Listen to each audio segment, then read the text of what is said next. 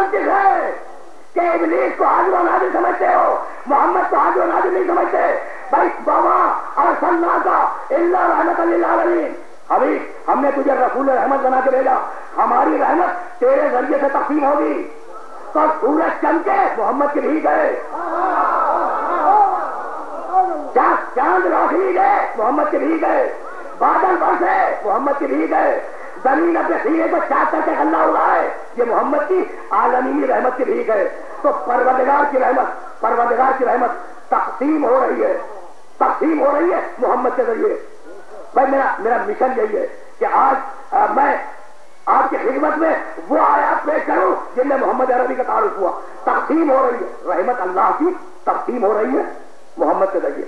رحمت اللہ کی تقسیم کرنے والا محمد، یہی ہے نا، رحمت اللہ کی تقسیم کرنے والا خاتم النبیین۔ بھائی تقسیم کرنے والے کے لیے پہلی شرط یہ ہے کہ وہ زندہ ہو، مردہ کیا ہاتھ تقسیم کرے گا؟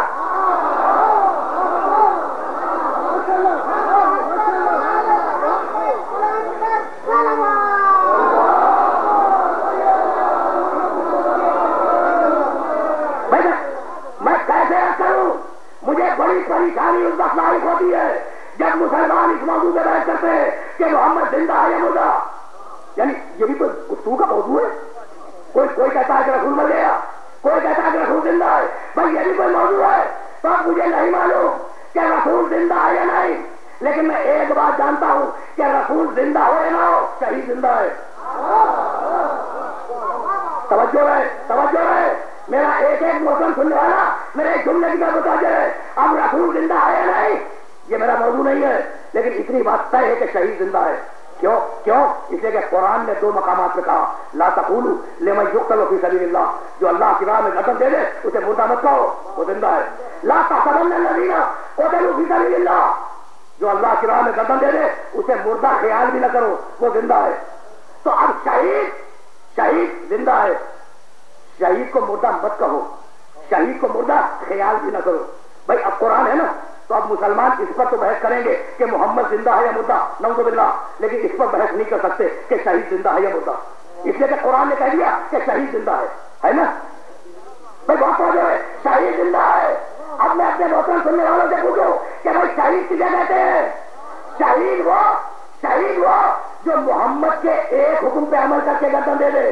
تو جو محمد کے ایک حکم پہ عمل کرے وہ تو زندہ ہو اور خود محمد مردہ ہو جائے۔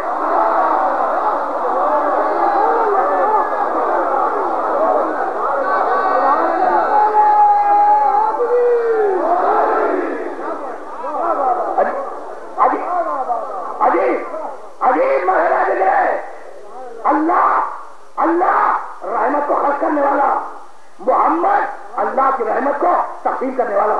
تو تقسیم کرنے والے کے لیے پہلی شرط یہ ہے کہ وہ زندہ ہو، مردہ تقسیم نہیں کر سکتا۔ اور تقسیم کرنے والے کے لیے دوسری شرط یہ ہے کہ وہ تقسیم کرنے پر قادر ہو، معذور تقسیم نہیں کر سکتا۔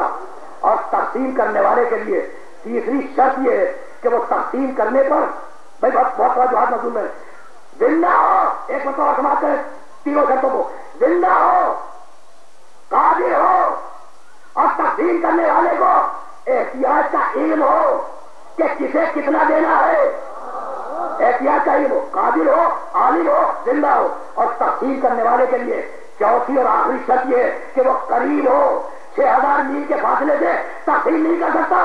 تو یا تو آیت کا انکار کرو یا مانو کہ محمد زندہ بھی ہے، عالم بھی ہے، قادر بھی ہے، اور ہر مسلمان کے قریب بھی ہے۔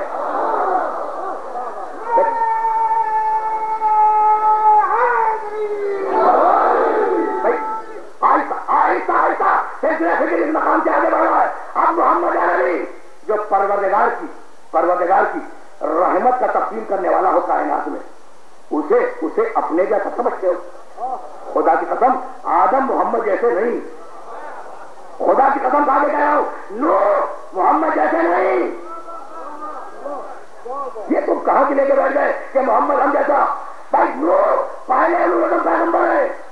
اور اب میرے سامنے جو مجمع ہے نا وہ صاحبان فکر کا مجمع ہے، پڑھے لکھے افراد کا مجمع ہے۔ بھائی یہ جو اجتماع ہے نا یہ شرافت قومی کا نمائندہ اجتماع ہے،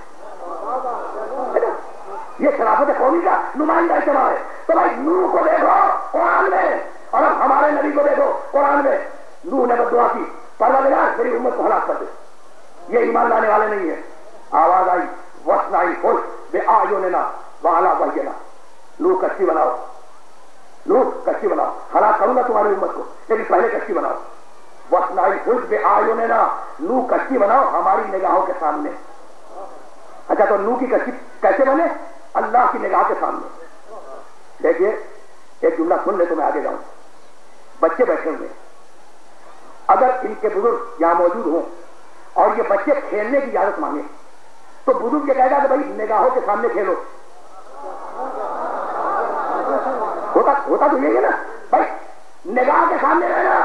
تو یہ نگاہ کے سامنے کا مطلب کیا ہے کہ لائف کنٹرول میں رہے گی, بچے کا عمل کنٹرول میں رہے گا. بچے کو یہ احساس رہے گا کہ کوئی بڑا دیکھ رہا ہے. وَاصْنَعِ الْفُلْكَ بِأَعْيُنِنَا. نوح کشتی بناؤ ہماری نگاہ کے سامنے. تو نوح کا ایک عمل اللہ کی نگاہ کے سامنے ہے نا. اور اب ہمارا محمد وَاصْبِرْ, وہی قرآن وَاصْبِرْ لِحُکْمِ رَبِّکَ فَإِنَّکَ بِأَعْیُنِنَا. حبیب وحی الہی کا انتظار کرتے رہو, اس لیے کہ تمہاری پوری زندگی ہماری نگاہ کے سامنے ہے.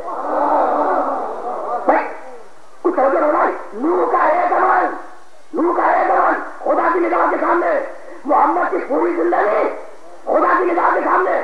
تو جس کی پوری زندگی خدا کی نگاہ کے سامنے ہو اس کی زندگی میں غفلت نہیں ہوگی. میں نے کوئی پیغام دیا اپنے سننے والوں کو, میں نے کوئی پیغام دیا بھائی جس کی پوری زندگی خدا کی نگاہ کے سامنے ہو اس زندگی میں غفلت نہیں ہوگی. اور جہاں غفلت نہ ہو وہاں نسیان نہیں ہوگا, اور جہاں نسیان نہ ہو وہاں ہجران تو آ نہیں کرتا.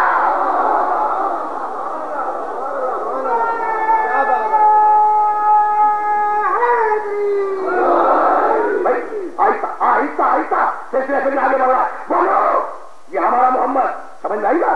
اور اب وہ ابراہیم یہ ہمارا محمد. بس سنیے گا, اب اگر میں اس پیغام کو پہنچا سکا تو میں سمجھوں گا کہ میری محنت فوارت ہو رہی ہے. ابراہیم بہت بڑے نبی ہے. دیکھیں قرآن میں ابراہیم کیا ہے, اور پھر دیکھیں قرآن میں تو محمد کیا ہے. ربے ارینی کیف تحیی الموتیٰ. پروردگار مجھے دکھلا دے. ابراہیم دعا مانگ رہے ہیں, پروردگار مجھے دکھلا دے کہ تو مردوں کو کس طریقے سے زندہ کرتا ہے.